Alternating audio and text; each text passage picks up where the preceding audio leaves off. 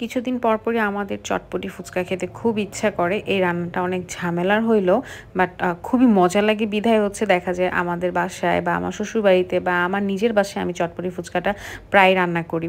আসসালামু আলাইকুম, সবাইকে নতুন একটি ভিডিওতে ওয়েলকাম করছি। তো ঈদে তো সবার জন্যই করা হয়েছে, এবার আমার খালা শাশুড়িদের জন্য করতেছিলাম। আমার বাসায় সবার জন্য চটপটি রান্না করার জন্য এখানে আমি ডাবলি ভিজিয়ে রাখছিলাম আগের দিন। তো এর মধ্যে পরদিন আমি ভালো করে ধুয়ে সুন্দর করে সেদ্ধ করতে দিয়ে দিছি।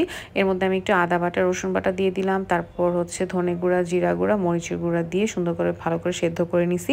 সেদ্ধ হওয়ার পর আমি এর মধ্যে দিয়ে দিয়েছিলাম একটু আলুটা পরেই দিছি, কারণ ডাবলি সেদ্ধ হতে কিন্তু ভালোই সময় লাগে।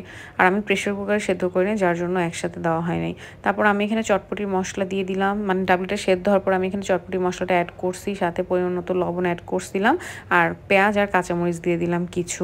তো এগুলোকে ভালো করে সেদ্ধ, মানে এই যে যখন সব সেদ্ধ হয়ে যায় চটপটির মশলাটা দিয়ে সুন্দর মতো নামাই নিলেই কিন্তু সুন্দর ফ্লেভার থাকে চটপটির। এপাশে আমি টক রেডি করব। টক রেডি করার জন্য প্রথমে তেঁতুল আমি একটু ভিজিয়ে রাখছিলাম, এখন তেঁতুলের থেকে কাঠটা বের করে নিলাম। তারপর হচ্ছে এর মধ্যে আমি পরিমাণ মতো চিনি, লবণ, বিট লবণ দিয়ে দিছি। তারপর আমি এখানে হচ্ছে ধনে পাতা, পুদিনা পাতা আর একটু হচ্ছে কাঁচামরিচ একদম কুচি কুচি করে দিছি, সাথে আমি একটু ভাজা জিরা গুঁড়া দিয়ে দিলাম। এখন পরিমাণ মতো পানি দিয়ে আমি এটাকে হচ্ছে মিক্স করে নেব।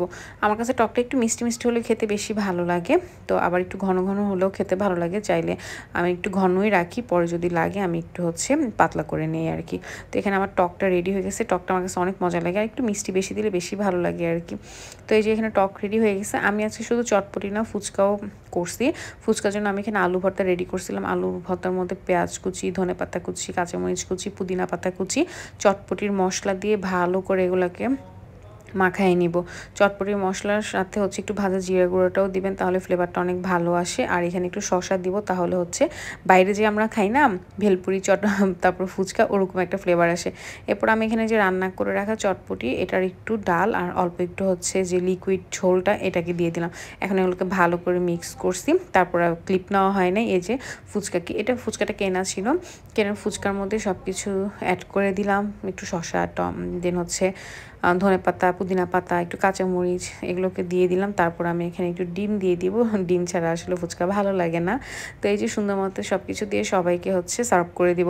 ফুচকাটা এত মজা হয়েছিল, মাশাআল্লাহ, সবাইও বলছে যে খেতে অনেক বেশি ভালো লাগছে। তারপর আমি এখানে এক একজনকে সার্ভ করে দিয়েছিলাম চটপটি। সেদিন আসলে সবাই খুব হচ্ছে মজা করেই মানে চটপটি আর ফুচকাটা খেয়েছে। তো এখানে এই যে চটপটির উপরে আমি একটু শসা দিয়ে দিলাম, মানে উপরে যে গার্নিশিং এর জন্য দেওয়া লাগে আর কি। পুদিনা পাতার ফ্লেভারটা আমার ভালো লাগে, এই জন্য আমি একটু একটু করে পুদিনা পাতাও দেই আর কি।